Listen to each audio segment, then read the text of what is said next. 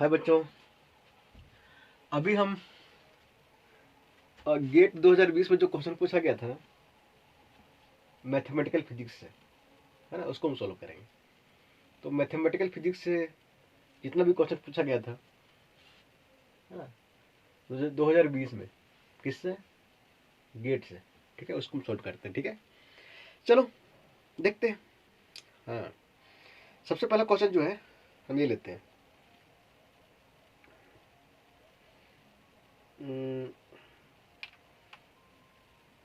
घबराने की जरूरत नहीं, सब क्वेश्चन करेंगे। ठीक है, सबसे पहले क्वेश्चन है 48। 48 में दिया है, एक दिया फंक्शन x बराबर दिया है, समेशन का साइन दिया है, k बराबर 1 और इन्फिनिटी तक है ना। और यहाँ पे दिया a k साइन की x। हम यहाँ पे कंडीशन दिया है, जो x है ना, माइनस पाई से लेके पाई तक वेरी करता है। The value of a2 is, है ना, तो a2 का वैल्यू क्या होगा, है ना, वो निकालना है। चलो क्वेश्चन ये है ना, देखो क्वेश्चन बड़ा सिंपल था, ठीक है, लेकिन थोड़ा सा कंफ्यूज कर दिया था, है ना। अब इसको ध्यान से देखोगे ना, है ना, तो देखो ध्यान से, है ना, ये क्या है, फूरियर सीरीज है ना। फूरियर सीरीज में क्या होता है देखो, तो इस टाइप से रिप्रेजेंट करते हैं फिर फूरियर सीरीज को ना। एफ एक्स बराबर क्या होता है, a0/2, है ना, प्लस an, है ना, साइन n पाई x बटे a plus bn cos n pi x बटे a, है ना। देखो तो ये मेरा क्या होता है, फूरियर सीरीज होता है ना, है ना। तो इसमें क्या है, देखो कॉस भी है, साइन भी है और कांस्टेंट टर्म, तीनों तीनों टर्म होता है ना। अगर देखो इधर, अगर कांस्टेंट टर्म नहीं है ना, तो सिर्फ साइन और कॉस होता है ना। अगर बी एन जीरो है तो सिर्फ साइन होता है, अगर ए एन जीरो है तो सिर्फ कॉस होता है ना। तो क्वेश्चन में देखो यहाँ पे सिर्फ साइन है ना। इसका मतलब क्या है कि इस क्वेश्चन में बी एन मेरा जीरो है ना, कांस्टेंट टर्म भी जीरो है ना। तो यहाँ पे जो फूरियर सीरीज है ना, इसको साइन के रूप में, है ना, रिप्रेजेंट किया है ना। तो यहाँ पे क्वेश्चन में ये भी हो सकता है ना, कौन सा कोफिशिएंट जीरो है यहाँ पे, तो बी एन मेरा जीरो है, कांस्टेंट टर्म मेरा जीरो है। ठीक है, तो ये जो सीरीज है ना, ये फूरियर सीरीज है इन टर्म्स ऑफ साइन। ठीक है, यहाँ पे कॉस नहीं है, क्यों नहीं, क्योंकि बी एन मेरा जीरो है। कांस्टेंट टर्म नहीं है, क्योंकि ये जीरो बाई टू, ये जीरो जो है मेरा कांस्टेंट टर्म का कोफिशिएंट होता है, ये जीरो मेरा जीरो है। ठीक है, तो देखो तो ये सीधी सीधी फूरियर सीरीज है ना। और फूरियर सीरीज में एफ एक्स की जगह ये है, एफ एक्स बराबर एक्स दिया है यहाँ पे। ठीक है, अब देखो तो थोड़ा ध्यान देना। हाँ, आगे बढ़ने के पहले देखो, हम पूरा इसको एक्सप्रेस नहीं कर रहे हैं, ठीक है, लेकिन ये ध्यान देना कि फूरियर सीरीज में ए एन का जो फॉर्मूला होता है निकालने का, वो होता है 1/, है ना, लेंथ, है ना, एल ई एन। अब 1/, जो है देखो यहाँ पे लेंथ माइनस पाई से पाई है ना, तो यहाँ पे हम पाई रिप्रेजेंट करेंगे, 1/पाई, है ना। और सीधी सीधी होती है इंटीग्रेशन, है ना, यहाँ पे माइनस पाई से पाई है तो माइनस पाई से पाई, है ना। थ्योरी में देख लेना, ठीक है। और यहाँ पे क्या होता है, एफ एक्स, है ना, और फिर यहाँ साइन एन पाई एक्स बटे ये मैं यहाँ पे लेंथ होता है, ठीक है। तो यहाँ पे लेंथ जो है पाई, ठीक है। अब देखो तो ये निकालने बोल रहा है यहाँ पे a2, ये ए एन का फॉर्मूला होता है, ए एन जो हम इससे निकालते हैं, वहां यहाँ 1/L होता है, यहाँ पे भी एल होता है, ठीक है। तो सीधी सीधी अगर सिंपल हम जनरल फॉर्मूला लिख रहे हैं तो यहाँ पे एल लिखते हैं, है ना, यहाँ पे हम एल लिखते हैं, ठीक है। अब देखो तो हमको निकालने के लिए क्या बोल रहा है, ए टू निकालने के बोल रहा है ना, तो हम यहाँ पे एन की जगह क्या करेंगे, 2 पुट करेंगे, है ना। यहाँ पे लेंथ पुट करेंगे, यहाँ पे एल की जगह, यहाँ पे एन की जगह 2 पुट करेंगे, है ना। एल की जगह जो है लेंथ जो पुट करेंगे, ठीक है। अब देखो तो यहाँ पे क्या है, A2, है ना। अब देखो तो 2, यहाँ पे लेंथ कितनी, 1/- पाई से पाई है, ठीक है। ये एक्चुअल में लेंथ कितना है, 2 पाई है, ठीक है। बट यहाँ पे हम पाई पुट करते हैं, 1/पाई, है ना।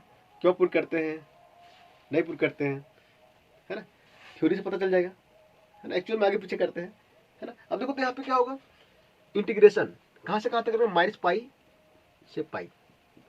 अब ये सबसे बड़ी बात होती है, एफ क्या होगा, है ना। तो एफ मेरा ये होगा, है ना, क्योंकि एफ जो फूरियर सीरीज हम एक्सपेंड कर रहे थे क्या था, A0/2, है ना। तो एफ की जगह यहाँ पे दिया है x, ठीक है, x यहाँ पे, है ना।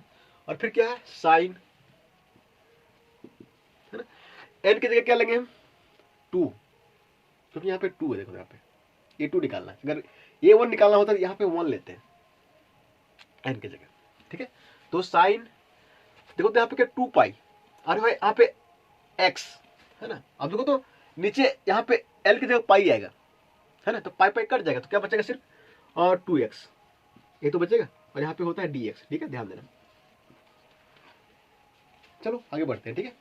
अब देखो तो इसको इंटीग्रेट कर दो डायरेक्ट, हाँ, जो आएगा that will be the value of A2, है ना। अब देखो तो 1/पाई बाहर रहने देते हैं, है ना। अब देखो इसको इंटीग्रेट कैसे करेंगे, है ना, x बाहर रहने दो, है ना। इसका इंटीग्रेशन करो तो क्या आ जाएगा, cos 2x बटे 2 को यहाँ पे रह दो, है ना। और यहाँ पे लिमिट -पाई से पाई, फिर क्या होगा, यहाँ पे इंटीग्रेशन स्टेप से, है ना, -पाई से पाई। अब क्या करते हैं, इसको हम डिफरेंशिएट करेंगे dx बटे dx, है ना। फिर इंटीग्रेट करेंगे इसको, है ना। तो फिर क्या होगा, देखो तो इंटीग्रेट करोगे तो cos 2x बटे 2, है ना। अब ध्यान देना, साइन का इंटीग्रेशन क्या होता है, माइनस cos होता है ना, तो यहाँ पे माइनस बाहर हो जाएगा, ठीक है। और यहाँ पे क्या हो जाएगा, प्लस हो जाएगा, है ना। अब देखो तो आगे बढ़ते हैं हम लोग, फाइनली क्या आएगा, देखो तो -1/2 पाई, है ना। अब देखो तो यहाँ माइनस, अब देखो लिमिट पुट कर दो, ठीक है। यहाँ पे क्या होगा, पाई कॉस, यहाँ पे 2 पाई, यही तो होगा, माइनस, है ना। अब देखो -पाई पुट करोगे तो क्या होगा, +पाई, है ना। फिर पाई, है ना, cos 2 पाई,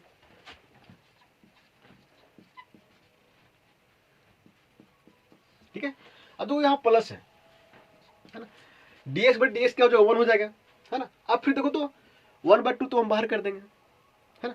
cos का फिर से इंटीग्रेट करेंगे तो क्या आ जाएगा, है ना, साइन 1/4 हो जाएगा, 1/2 पहले से बाहर है ना। फिर इसको करेंगे तो क्या होगा, इसका इंटीग्रेशन साइन 2x बटे 2, तो 1/2 और 1/2 1/4 हो जाएगा। यहाँ पे क्या आएगा, देखो तो साइन 2x, है ना। इंटीग्रेशन -पाई से पाई। अब थोड़ा ध्यान देना, ठीक है, इसको मिटा दो, ठीक है। देखो तो cos 2 पाई वैल्यू कितना होता है, 1, इधर भी 1 हो जाएगा यहाँ पे, है ना। अब देखो तो थोड़ा ध्यान दो, अब यहाँ पे इसका वैल्यू क्या होगा, है ना। तो क्या होगा, देखो तो यहाँ पे +1, अब देखो इधर तो इधर देखो, इधर 1/2 पाई, ठीक है, माइनस था ना, माइनस, है ना। और ये क्या होगा, पाई प्लस पाई 2 पाई, है ना, प्लस, देखो तो ये क्या हो जाएगा, 1/4, है ना, साइन 2 पाई, और फिर माइनस, है ना, माइनस, और यहाँ पे ना, ठीक है, देखो साइन, यहाँ पे होगा साइन 2 पाई माइनस, और माइनस साइन -2 पाई, तो माइनस बाहर आ गया, तो फिर क्या होगा, साइन 2 पाई, है ना। साइन 2 पाई वैल्यू कितना होता है, 0, तो टोटल ये 0 हो जाएगा, है ना। यहाँ पे 2π/2π है ना, कितना हो जाएगा, कट जाएगा तो -1 देख लो आंसर।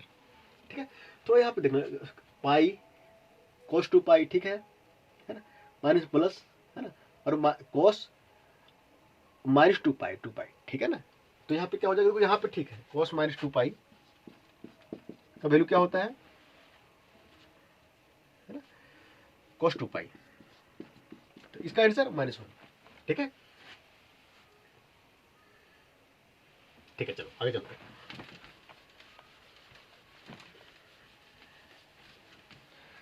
दोस्तों बच्चों अगला क्वेश्चन करते हैं। ठीक है,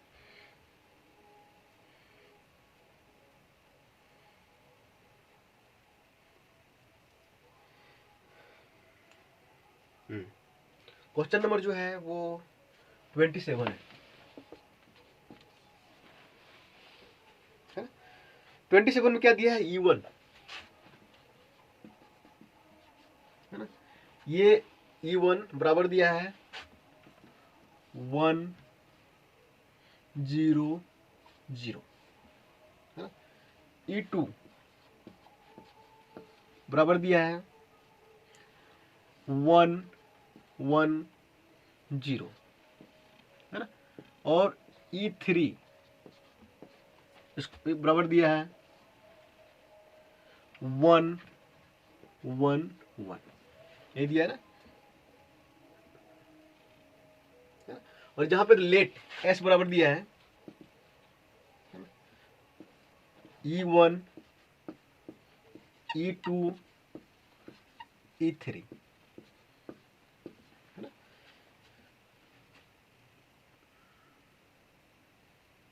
और R3 जो है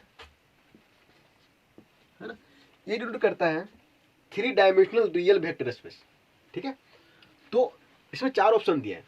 ठीक है, ऑप्शन जो है 4 है, देखो पहला दिया है S is ortho normal set है ना। अब दूसरा दिया है S is a linearly dependent set.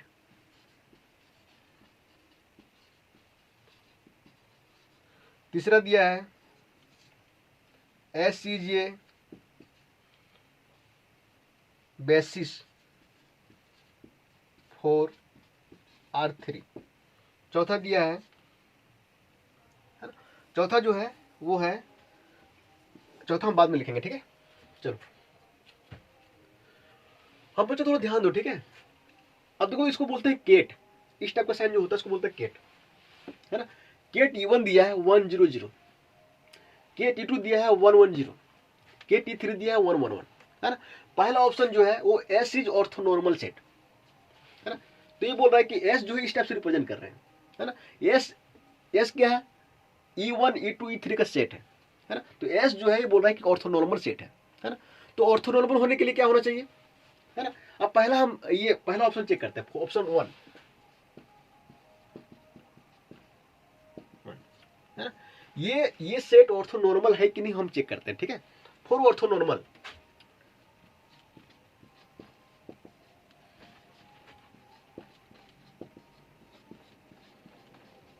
है ना। ऑर्थोनॉर्मल होने के लिए क्या क्या होना चाहिए, set should be normalised and orthogonal है ना। क्या होना चाहिए, ऑर्थोनॉर्मल होने के लिए है ना, जो ये जो केट दिया है ना, जो सेट है ना, इसको नॉर्मलाइज होना चाहिए है ना, और ऑर्थोगोनल भी होना चाहिए। अब नॉर्मलाइज हम कैसे चेक करते हैं, देखो तो थोड़ा ये इसको मिटा देते हैं। ठीक है, नीचे ध्यान, इसको ऑप्शन को ध्यान रखना। ठीक है, देखो तो अब for normalise condition for normalise condition क्या होता है, ये E1 और फिर E1 ये 1 होना चाहिए है ना, और फिर फोर ऑर्थोगोनल,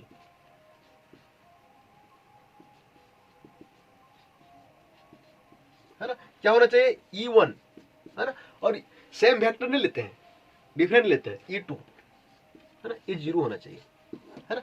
ये कंडीशन होता है नॉर्मलाइज का, और ये कंडीशन होता है ऑर्थोगोनल का, है ना। दोनों कंडीशन ये फॉलो करेगा, है ना, तभी हम बोलेंगे ये मेरा ऑर्थो नॉर्मल है, ये सेट जो ऑर्थो नॉर्मल है। ठीक है, हम चेक करते हैं सबसे पहले, ठीक है, इसको यहां मिटा देते हैं। ठीक है, देखते हैं कि ये तीनों क्या नॉर्मलाइज है ना। नॉर्मलाइज होने के लिए ये कंडीशन फुलफिल होना चाहिए, है ना, ये 1 के बराबर आना चाहिए। अब देखो तो ये केट है ना, इसको बड़ा में चेंज करोगे तो क्या होगा, देखो तो बड़ा में इसका कंजुगेट, अगर इसका कंजुगेट करेंगे ना तो बड़ा में आएगा, तो बड़ा में क्या हो जाएगा, तो E1। ठीक है, अब देखो तो ये कॉलम है ना, तो रो में चेंज हो जाएगा 1 0 0, है ना।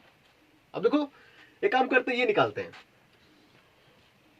E1, है ना, फिर E1, है ना। E1 क्या है मेरा 1 0 0, है ना, और फिर ये मेरे केट, ये मेरा E1 ये है ना, ये मेरा क्या बड़ा, है ना, ये मेरा E1 ये है, तो 1 0 0,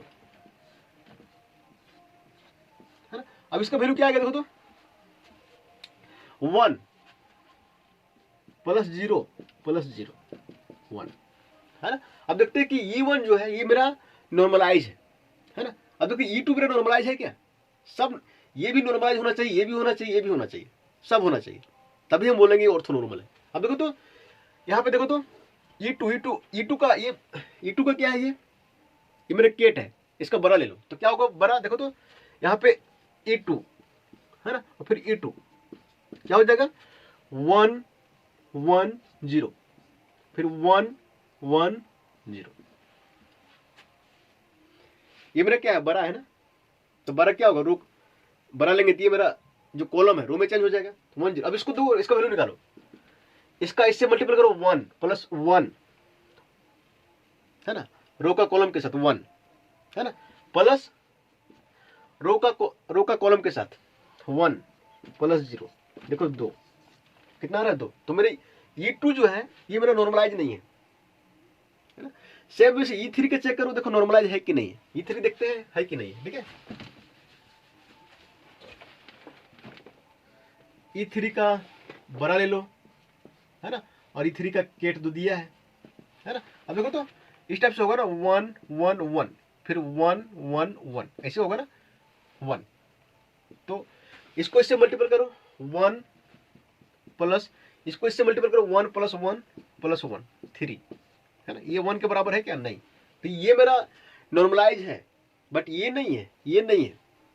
ठीक है, तो ऑर्थो नॉर्मल होने के लिए ना, फॉर ऑर्थो नॉर्मल होने के लिए ये भी नॉर्मलाइज होना चाहिए, ये भी होना चाहिए, ये भी होना चाहिए, है ना, तो ये है बट ये नहीं है, तो कंडीशन तो यही फेल हो जाता है।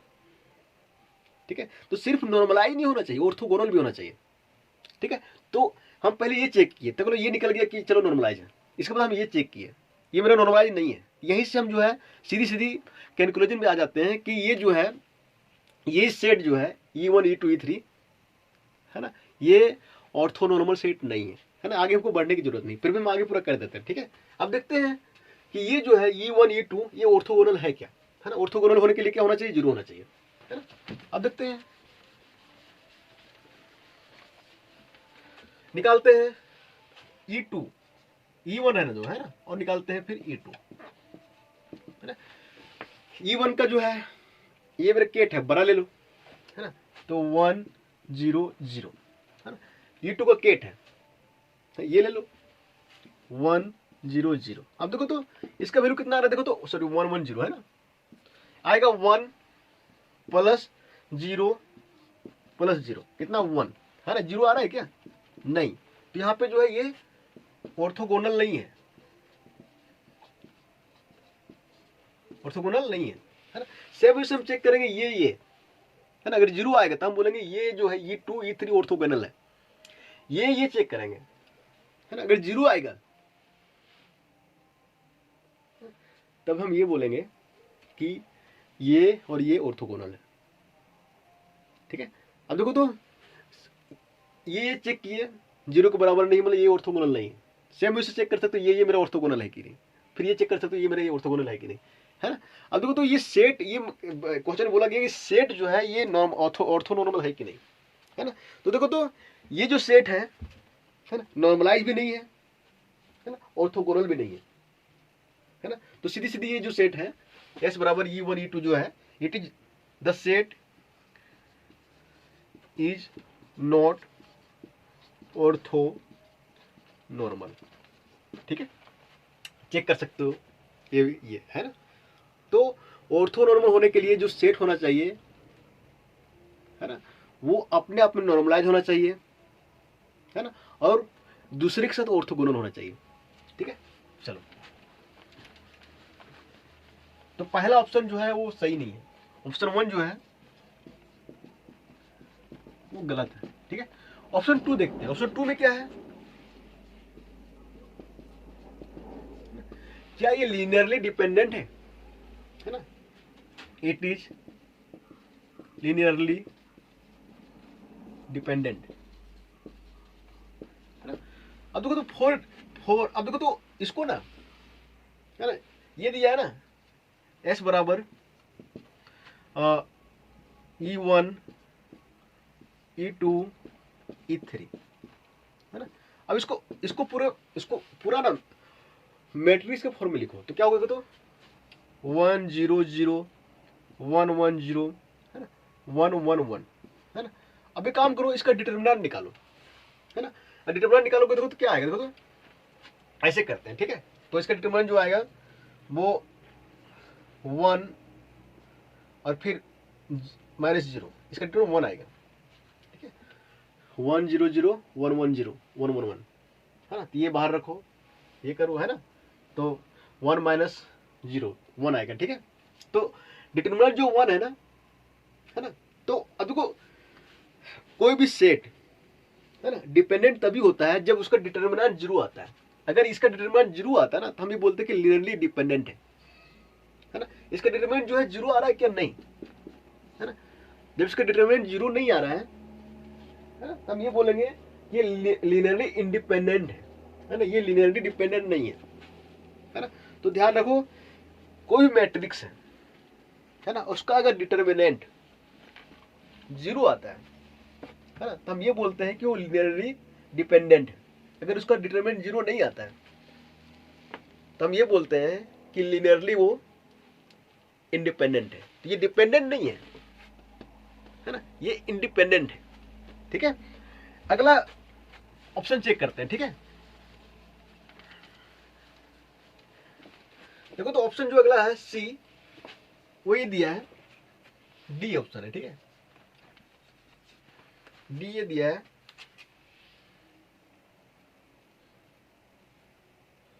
इस टाइप से दिया, देखो I बराबर 1, है ना, और यहाँ पे 3 दिया है, ठीक है। और यहाँ पे दिया है EI का केट, फिर दिया है EI का बड़ा, है ना। देखो तो इसको, अब देखो तो 1 से 3 दिया है ना, इसको हम कैसे लिख सकते हैं, देखो तो इसको लिख सकते हैं, देखो तो थोड़ा ध्यान देना। पहले लिखो तो E1 I की जगह 1 पुट करो, तो केट, है ना, फिर E1 का बड़ा, फिर क्या समस्या है, प्लस E2 का केट और E2 का बड़ा, प्लस E3 का केट और E3 का बड़ा, ऐसे लिख सकते हैं ना। अब देखो तो E1, है ना, ये है ना। अब पहले ये निकालता है, ठीक है।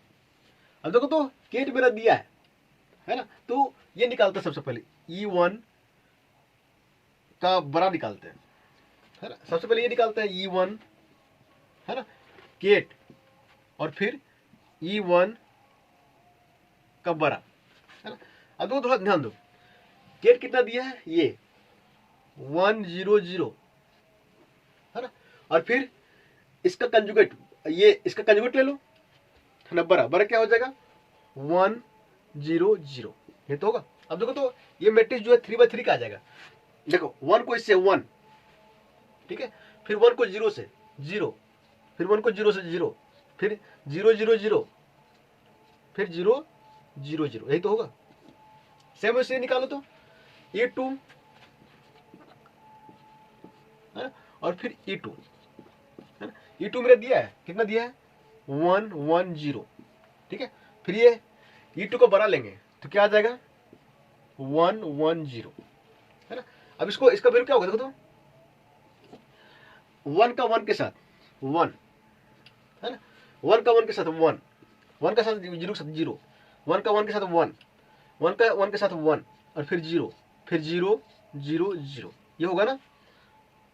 अब ये एक काम करो है ना, E3 है ना, और E3 निकालो है ना। अब देखो E3 क्या होगा, देखो तो E3 क्या दिया 1 1 1 1 1 1 है ना, और फिर E3 का बड़ा ले लो है ना, तो क्या हो जाएगा 1 1 1। अब इसको देखो 1 का 1 के साथ मल्टीपल करो तो 1 है ना, फिर 1, फिर 1 1 1 1, फिर 1 1 1, ये आ रहा है ना है? अब देखो तो थोड़ा ध्यान दो, ऊपर मिटा देते हैं, ठीक है। देखो ये कितना आया, ये आया ना, यहाँ पे सम कर दो, इसका वैल्यू यहाँ पुट कर दो, इसका वैल्यू ये आया, ये यहाँ पुट कर दो, ये यहाँ पुट कर दो, और ये यहाँ पुट कर दो, कितना आ जाएगा देखो तो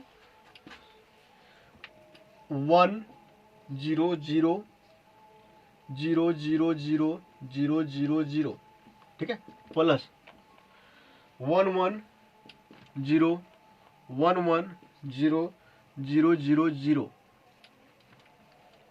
ठीक से लिखो है ना, 1 1 0 0 0 0 1 1 0, ठीक है, प्लस देखो तो ये क्या है 1 1 1 1 1 1 1 1 1, ठीक है।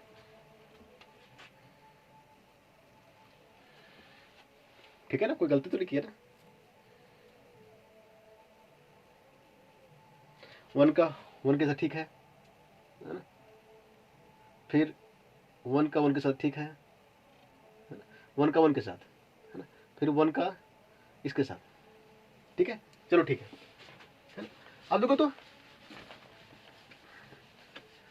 इसको सम करेंगे तो क्या आएगा, देखो तो सम करो तो क्या आ जाएगा 1 1 1 3 है ना, 0 1 1 2 0 0 1 1 0 1 1 2 0 1 1 2 0 0 1 1 है ना, फिर यहाँ पे 0 0 1 1 0 0 1 1, और फिर 0 0 1, ये आएगा ना है ना। तो इसका वैल्यू जो है ये आ रहा है ना। तो ऑप्शन जो डी है ना, वो करेक्ट नहीं है ना, करेक्ट नहीं है, ठीक है। तो ऑप्शन सी जो है, सी वो करेक्ट है ना। अब देखो तो ऑप्शन सी कैसे करेक्ट है ना, इसको हम क्वांटम मैकेनिक्स का जब सॉल्यूशन किए थे ना, क्वांटम मैकेनिक्स सॉल्यूशन कर देखना, जब हम क्वांटम मैकेनिक्स सॉल्यूशन कर रहे थे तो उसमें हम इसका सॉल्यूशन डाले हैं कि ऑप्शन सी क्यों सही होगा और कैसे सही होगा, ठीक है। तो किसी को ये लगेगा ऑप्शन सी का जो सॉल्यूशन, ऑप्शन सी कैसे सही होगा है ना, तो मेरा क्वांटम मैकेनिक्स जो सॉल्यूशन डाले हैं है ना, उसको देख लें, ठीक है। चलो ठीक है, इसको मिटा देते हैं, ठीक है। अगला क्वेश्चन करते हैं।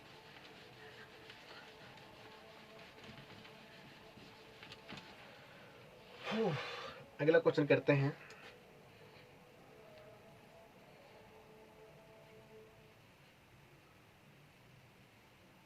एक बहुत बढ़िया क्वेश्चन है ना। देखो तो एफ जेड, अब देखो तो इसका क्वेश्चन नंबर क्या है पता नहीं, क्वेश्चन नंबर 22 है ना, फॉर ए कॉम्प्लेक्स वेरिएबल है ना, एक कॉम्प्लेक्स वेरिएबल जेड दिया है ना, एंड काउंटर है ना, ये दिया है सी जो है वो जेड और 1 दिया है ना, taken in the counter clockwise direction, इसका वैल्यू निकालना, देखो तो 1/2 पाई आई, ठीक है, और इंटीग्रेशन दिया है यहाँ पे, और सी Z minus 2/z plus 3/z² है ना, और दिया है dz, ठीक है। तो इसका वैल्यू निकालना है ना। अब देखो तो ये जो दिया है ना, ये दिया ये एक सर्कल रिप्रेजेंट कर रहा है ना, और इसका जो अब इससे लेना देना ज्यादा नहीं है, ठीक है, सीधा सीधी ये ध्यान रखो, ये मेरा जो है इसका वैल्यू क्या होगा, ठीक है। तो इसका इस इंटीग्रेशन का वैल्यू क्या होगा, थोड़ा ध्यान देना। अब ये कैसे करते देखो इधर, देखो कोई फंक्शन है ना, कोई भी कॉम्प्लेक्स वेरिएबल है ना, अगर इस टाइप से हम रिप्रेजेंट करते हैं, इस टाइप से अगर रिप्रेजेंट किया जाता है ना, तो ध्यान रखना कि इस टाइप का जो क्वेश्चन होता है, इसका जो सॉल्यूशन होता है सॉल्यूशन होता है 2 पाई आई, और यहाँ पे into some of the residue, ठीक है। अब देखो तो इसका जो सॉल्यूशन है ना, अगर इसका हमको अगर रेसिड्यू पता चल जाए, है ना, इसका 2 पाई आगे मल्टीपल है ना, इसका अगर हमको रेसिड्यू पता चल जाए इस इंटीग्रेशन का, है ना, तो मैं इसका सॉल्यूशन आराम से निकाल सकता हूँ, है ना। अब थोड़ा ध्यान देना, इस टाइप से कोई चीज रिप्रेजेंट किया जाता है ना, तो जो पहला नेगेटिव टर्म होता है ना, नेगेटिव टर्म बोलने का मतलब ये 1/z² इसको बोलते हैं हम नेगेटिव टर्म, है ना। तो पहला 1/z, देखो तो यहाँ पे 1/z है ना, 2 मल्टीपल है, 1/z² है, तो जो यहाँ पे z के पावर 1 है, तो पहला हम इसको बोलेंगे, है ना। पहला नेगेटिव टर्म ये, जो पहला नेगेटिव टर्म होता है ना, उसका जो कोफिशिएंट होता है उसको हम बोलते हैं रेसिड्यू, है ना। तो 1/z का जो देखो कोफिशिएंट क्या है, -2 है, तो यहाँ पे रेसिड्यू जो है इस इंटीग्रल का, है ना, वो -2 है, क्या मेरा -2 है, ठीक है। अब क्या करेंगे, 2 pi i into sum of the residue, residue कितना है -2, हमेशा ध्यान देना, है ना। इस टाइप से रहता है, अगर ये जो नेगेटिव टर्म होता है ना, तो 1/z की पावर, जिसका 1/z 1 मतलब 1/z जो पहला टर्म होता है उसका जो कोफिशिएंट होता है, वो कोफिशिएंट हमको रेसिड्यू दिखाता है। 1/z का कोफिशिएंट -2 है, यहाँ पे -2 जो रेसिड्यू है मेरा, ठीक है। तो देखो इसका इंटीग्रेशन 1/2 पाई पहले से दिया है ना, और इसका सॉल्यूशन जो होता है 2 पाई आई, है ना, और रेसिड्यू कितना है -2, है ना। देखो 2 पाई ये कट जाएगा, तो यहाँ पे -2 आंसर होगा, ठीक है।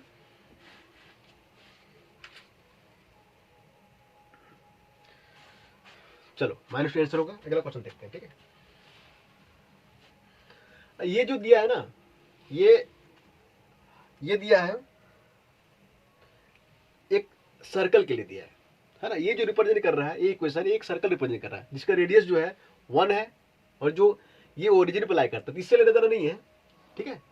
जस्ट ये ध्यान रखना कि इस टाइप से जो है क्वेश्चन है, तो इसका जो फर्स्ट नेगेटिव टर्म होता है ना, उसका जो कोफिशिएंट होता है उसको बोलते हैं हम रेसिड्यू। चलो उसको मिटा देते हैं, ठीक है।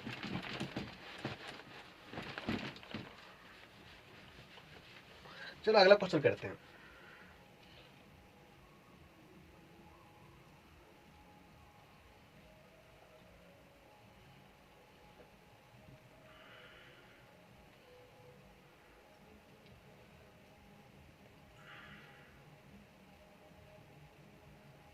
अगला क्वेश्चन जो है,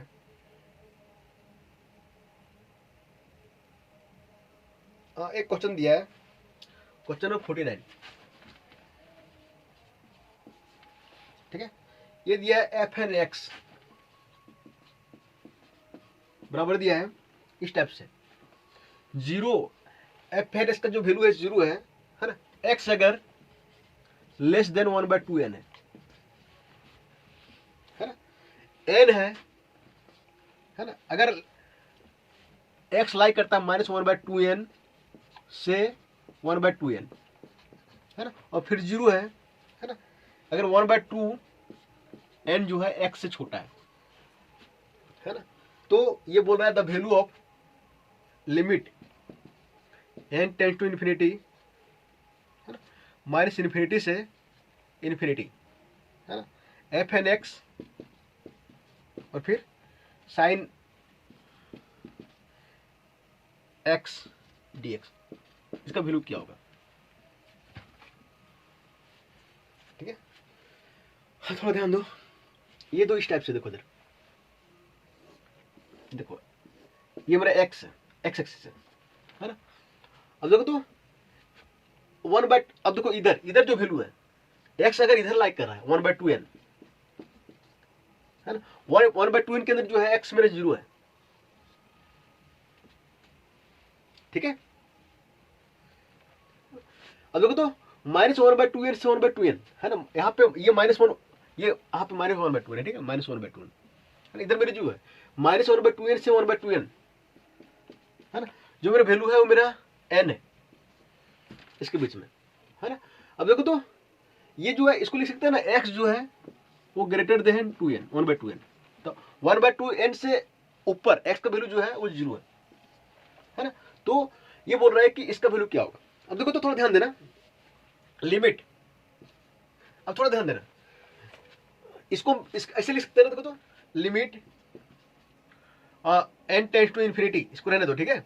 अब इसको यहाँ पे -∞ से, है ना, -1/2n, fn(x) कितना है, 0 है ना, तो 0, है ना, sin x dx प्लस, आगे मिटा देते हैं, ठीक है, -1/2n से 1/2n, है ना, कितना value n, sin x dx plus, है ना, 1/2n से फिर प्लस इन्फिनिटी, है ना, ठीक है, कितना वैल्यू मेरा 0, है ना, x अगर 1/2n से ऊपर है ना, तो वैल्यू क्या है 0, तो 1/2n से इन्फिनिटी, है ना। अब देखो तो इसका यहाँ पे sin x dx, अब देखो ये मेरे 0 हो जाएगा, ये मेरे 0 हो जाएगा, है ना। अब देखो आगे चलते हैं, ठीक है, इसको मिटा देते हैं, देखो सिर्फ मेरा ये बचेगा, है ना, तो यहाँ पे देखो तो limit n tends to infinity, है -1/2n 1/2n, है ना। अब यहाँ पे देखो तो n बाहर कर दो, sin x dx, सही तो होगा। अब sin x का इंटीग्रेशन क्या होगा, माइनस cos x, है ना, इसको अब यहाँ पे n देखो, यहाँ पे माइनस रहने दो, -n, अरे limit n tends to infinity, है ना, आप ये -1/2n 1/2n, है ना। अब देखो तो अंदर सॉल्व करो तो -n, है ना, cos 1/2n, है ना, एक बार s का वैल्यू क्या पुट करेंगे 1/2n, माइनस cos, फिर s का वैल्यू क्या पुट करेंगे -1/2n, ये तो पुट करेंगे। अब देखो cos माइनस थीटा क्या होता है, cos थीटा होता है ना, तो cos -1/2n क्या हो जाएगा, cos 1/2n, तो -n cos 1/2n minus cos 1/2n, है ना, ये क्या होगा 0 हो जाएगा, -n into 0 double 0, that will answer, ठीक है, 0, है ना, तो आंसर क्या होगा मेरा 0, ठीक है। चलो आगे बढ़ते हैं,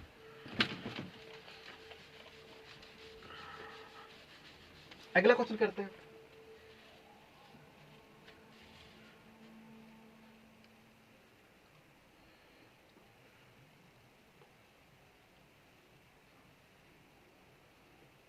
देखो 26 नंबर, ठीक है, 26, ये दिया, देखो मैट्रिक्स दिया एक, वो दिया है इस टाइप से 0 0 1 0 1 0 1 0 0, है ना, ये 3/3 मैट्रिक्स है, है ना। तो बोल रहा है प्रोडक्ट ऑफ आइगन वैल्यूज, है ना, इसका जो आइगन वैल्यू होगा उसका प्रोडक्ट क्या होगा, है ना। तो 3 by 3 मैट्रिक्स है ना। तो 3 by 3 जितना ऑर्डर का मैट्रिक्स होता है ना, उतना मेरा आइगन वैल्यू निकलता है ना। यहाँ पे तो है 3 आइगन वैल्यू निकलेगा, 3 आइगन वैल्यू, है ना। लेट मान लेते हैं, लेट λ1 λ2 और λ3, ये मेरा 3 आइगन वैल्यू है इसका, है ना। तो इसको दोस्तों दो तरीके से कर सकते हैं, ठीक है। पहला तरीका ये है कि ये जो λ1 λ2 और λ3 जो होता है, जो आइगन वैल्यू का जो प्रोडक्ट होता है ना, वो डिटर्मिनेंट के बराबर होता है, डिटर्मिनेंट ऑफ मैट्रिक्स, ठीक है। तो इसका डिटर्मिनेंट निकालो, है ना। डिटर्मिनेंट निकालो, देखो तो क्या आएगा। पहले इसको 0 को बाहर रखो, इसको सब मल्टीप्लाई, ये पूरा 0 हो जाएगा, प्लस इसको, है ना, माइनस 0 को बाहर रखो, ये करोगे तो इसको ये, तो यहाँ जो भी आएगा ये 0 बना देगा, प्लस 1 को बाहर रखो, है ना, 1 बाहर रहेगा तो ये देखो तो 0 - 1 0 - 1, है ना। तो क्या हो जाएगा तो 0 + 0 - 0 0, और फिर ये 0 हो जाएगा, यहाँ पे क्या होगा 0 - 1, है ना, तो फिर -1 आ जाएगा, है ना। तो जो आइगन वैल्यू का जो प्रोडक्ट होगा ना, है ना, वो इसके डिटर्मिनेंट के बराबर होगा, वो -1 के बराबर होगा। एक तो तरीका ये है ना। और दूसरा मेथड ये है, सेकंड मेथड में क्या करते हैं,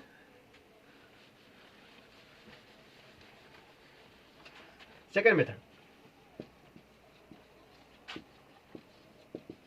मेथड में क्या करो, है ना, इस टाइप से देखो, आइगन वैल्यू कैसे निकालते हैं, 0 - λ, डायगोनल एलिमेंट में क्या करते हैं -λ, है ना, वही तो घटाते हैं, 0 1 0 1 - λ, और फिर 0 1 0 और 0 - λ, है ना, बराबर 0 कर दो, है ना।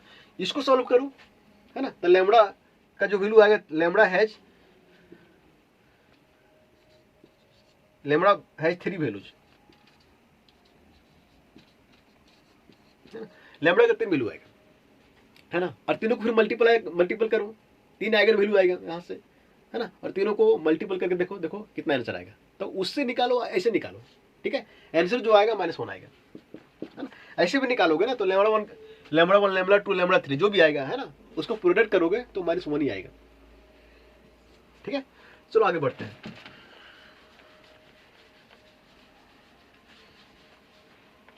अगला क्वेश्चन जो है,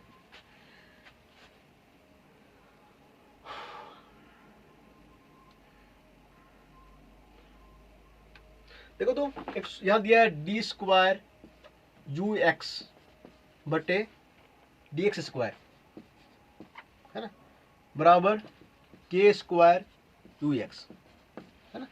तो ये मेरा डिफरेंशियल इक्वेशन दिया है, ठीक है। तो ये बोल रहा है कि 4 ऑप्शन दिया है, 4 में कौन सा इसका सोल्यूशन होगा। देखो तो पहला, दूसरा, तीसरा, चौथा, e⁻ kx sin kx cos kx, है ना, sin हाइपरबोलिक x, ठीक है।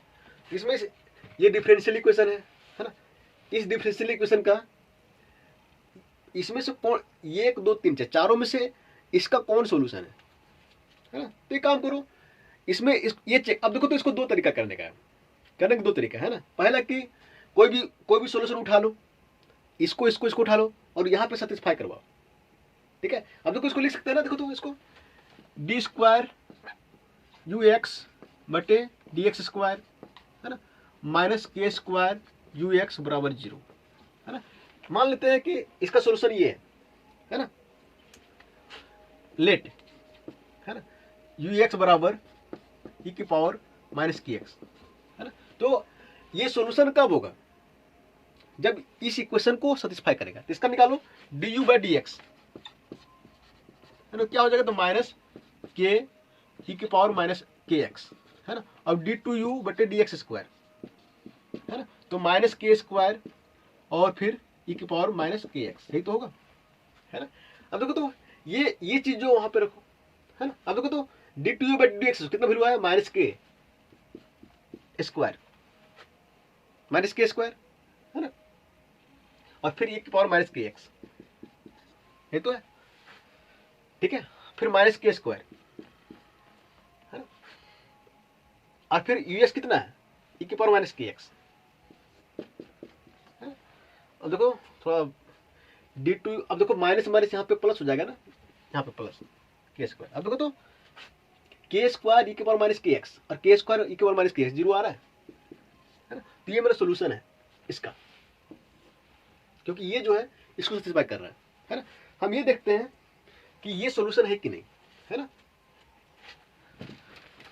तो ऑप्शन ये जो है यहाँ पे सही है, ठीक है। अब देखते हैं यू एक्स जो है लेते हैं साइन के एक्स, है ना। अब देखते हैं इसको सेटिस्फाई कर, ये इसको सेटिस्फाई कर रहा है कि नहीं। इसको ले लो d u by d x, क्या हो जाएगा, के कॉस के एक्स, फिर डी टू यू बटे डी एक्स स्क्वायर, क्या हो जाएगा, कॉस का क्या होता है माइनस साइन, तो एक के बाहर आ गया, तो माइनस के स्क्वायर साइन के एक्स, ये तो होगा। अब देखो तो इसका वैल्यू और इसका वैल्यू यहाँ पुट करो, तो देखो तो क्या आएगा, माइनस के स्क्वायर, है ना, साइन के एक्स, है ना, और फिर माइनस के स्क्वायर, है ना, साइन के एक्स,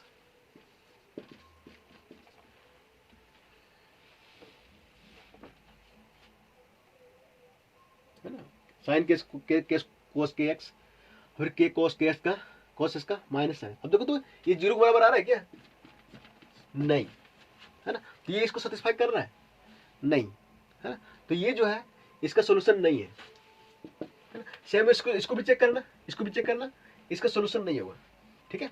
इस एक तरीका तो ये हो गया, ठीक है। चल सेकंड मेथड ना अभी बता नहीं रहे, ठीक है, सेकंड मेथड जो है लेंदी थोड़ा सा, ठीक है। तो पहला ये तरीका जो है यही सही करने का, ठीक है। चलो आगे करते हैं।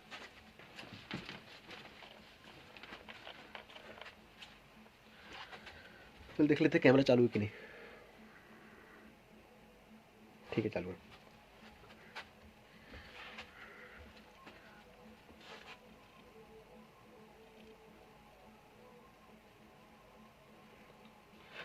ये 32,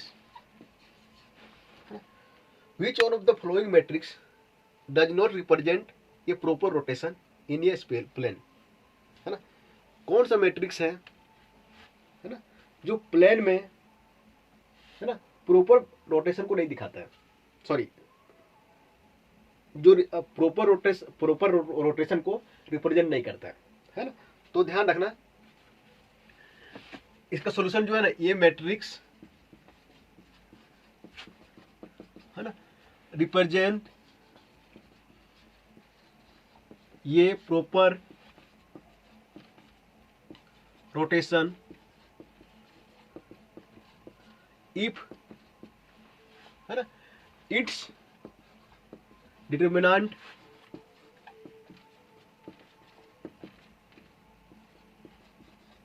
इज जीरो, और, है ना, फॉलोज दिस कंडीशन। ये मैट्रिक्स और इसका ट्रांसपोज जो है वो आई के बराबर होना चाहिए। जहां पे ये मेरा क्या है, मैट्रिक्स है, और उसका ट्रांसपोज लो, है ना, अगर दोनों का मल्टीपल आइडेंटिटी मैट्रिक्स के बराबर होता है ना, तब ये कहते हैं कि ये मैट्रिक्स जो है वो प्रॉपर रोटेशन को दिखाता है, और इस टाइप का कंडीशन को बोलते हैं ऑर्थोगोनल मैट्रिक्स, ऑर्थोगोनल मैट्रिक्स, ठीक है। If matrix is orthogonal then it represents, है ना, प्रॉपर रोटेशन, है ना। तो दो तीन तरीका है ना। पहला तो ये देखो उसका डिटरमिनेंट कितना आ रहा है ना, अगर डिटरमिनेंट 1 आ रहा है ना, तो प्रॉपर रोटेशन को दिखाता है, चाहे वो 2D हो चाहे 3D हो, है ना। अगर वो ऑर्थोगोनल है, इस कंडीशन को फॉलो करता है ना, तो वो प्रॉपर रोटेशन दिखाता है। ठीक है, इसमें से जो है एक, इसमें से एक ऑप्शन है ना, जिसका डिटरमिनेंट जो है 0 नहीं होगा। ठीक है, एक ऑप्शन कौन सा होगा, इसका ऑप्शन देख लेते हैं। देखो तो थोड़ा ध्यान देना।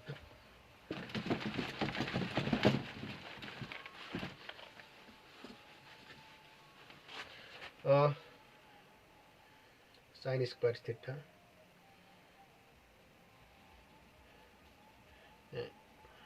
कौन सा होगा, माइनस साइन। हाँ देखो तो डी ऑप्शन हो जाएगा सर। देखो तो ये minus sine theta, cos theta, minus cos theta और फिर साइन थीटा, है ना। अब देखो थोड़ा ध्यान देना, ये इसका डिटरमिनेंट निकालो तो कितना होगा, तो माइनस साइन स्क्वायर थीटा, है ना, और फिर minus minus cos square theta, है ना। तो देखो तो ये 0 के बराबर आएगा क्या, नहीं, माइनस साइन स्क्वायर थीटा, है ना, minus minus cos square theta, है ना, तो आए ये होगा cos square theta minus sine square theta, ये कोस 2 थीटा, है ना। ये 0 के बराबर नहीं है, सॉरी 1 के बराबर नहीं है ना। तो 1 के बराबर होना चाहिए ना, तो ये 1 के बराबर नहीं है, तो ये मेरा क्या है, ये प्रॉपर रोटेशन को नहीं दिखाएगा। पहला तरीका तो ये हो गया, है ना, डिटरमिनेंट निकाल लिया, है ना। दूसरा सेकंड मेथड, है ना, सेकंड मेथड ये है कि ये का ट्रांसपोज लो, है ना, फिर ये और ये टी करो, है ना। देखो ये 1 के आई के बराबर है कि नहीं, है ना। अब देखो ना, इसका ट्रांसपोज लेकर मल्टीपल करो, आई के बराबर नहीं आएगा, है ना, आई के बराबर आता तो ये रोटेशन को दिखाता, है ना। ये 2D में आ गया, ठीक है। 3D में भी यही केस होता है। 3D में क्या होगा, एक इसमें से एक कॉलम और बढ़ जाएगा और एक रो और बढ़ जाएगा, है ना। तो उसमें भी देखना है कि अगर डिटरमिनेंट 0 के बराबर है, सॉरी डिटरमिनेंट जो 1 के बराबर है ना, तो वो रोटेशन को दिखाएगा, है ना। और डिटरमिनेंट अगर 1 के बराबर नहीं है तो रोटेशन इन 3 स्पेस नहीं दिखाएगा, है ना, स्पेस में नहीं दिखाएगा। यहाँ पे 2D की बात कर रहा है, 3D की बात। और वहां पे भी जो है अगर ऑर्थोगोनल है मैट्रिक्स तो रोटेशन को दिखाएगा कहाँ पे, स्पेस में, 3D स्पेस में। अगर ऑर्थोगोनल नहीं है ना, मतलब ये कंडीशन फॉलो नहीं कर रहा है तो वो स्पेस में रोटेशन को नहीं दिखाएगा। ठीक है, चलो इसका एक और देखते हैं, चेक करते हैं। ठीक है, ऑप्शन जो है वो सी, साइन थीटा और cos theta minus cos theta, है ना, और साइन थीटा, है ना। इसका डिटरमिनेंट निकालो, कितना आएगा, साइन स्क्वायर थीटा और फिर माइनस माइनस कोस, यहाँ पे माइनस है तो प्लस कोस स्क्वायर थीटा 1 आ जाएगा। इसका डिटरमिनेंट 1 है, इसलिए रोटेशन को दिखाएगा, है ना। कहाँ पे, 2D में, 2D है, ठीक है। 3D में क्या होगा, 3 रो 3 कॉलम होगा, ठीक है। इसका एक काम करो, इसको ये मान लो, है ना। अब इसका ये ट्रांसपोज निकालो, ये ट्रांसपोज क्या होता है, रो कॉलम में चेंज हो जाता है। क्या होगा, तो साइन थीटा बटे cos, sine theta cos theta minus cos theta, है ना, फिर साइन थीटा, है ना। इसको मल्टीपल करो, ये 80, है ना। देखो तो क्या है, cos sine theta cos theta minus cos theta और फिर साइन थीटा, है ना। फिर क्या होगा यहाँ पे, देखो तो ये 80 साइन थीटा, फिर माइनस कॉस थीटा, फिर कॉस थीटा, फिर साइन थीटा, है ना। अब इसको मल्टीपल करो,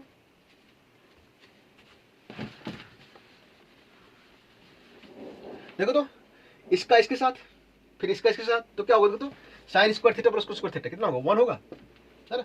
अब देखो तो इसका इसके साथ, इसका इसका तो 1 हो गया। अब इसका इसके साथ sine theta cos theta minus में, ठीक है, और फिर इसका इसके साथ cos theta sine theta plus में, तो कितना होगा, minus sine theta cos theta plus cos theta sine theta, तो क्या होगा, 0 हो जाएगा। सेम इसको करो, माइनस कोस स्क्वायर, देखो इसको इसके साथ, और फिर इसको इसके साथ, तो 0 हो जाएगा, है ना। फिर इसको इसके साथ, इसको साइन थीटा, है ना, इस सेकेंड रो है ना। हाँ, इसको, इस रो को इसके साथ cos square theta plus sine square theta 1, है ना। तो ये क्या है, आइडेंटिटी मैट्रिक्स है ना। तो ये टी बराबर आ रहा है आई। सो ये मैट्रिक्स जो है ये प्रॉपर रोटेशन को दिखाएगा, ठीक है। ठीक है, 3D भी जो है सेम केस लागू होगा, ठीक है, इस चीज को ध्यान रखना। चलो ठीक है, थैंक यू बच्चों, ये मैथमेटिक्स का पूरा क्वेश्चन हो गया, ठीक है। अब देखते हैं अगला स्टैटिक जो बच गया उसको देखेंगे, ठीक है।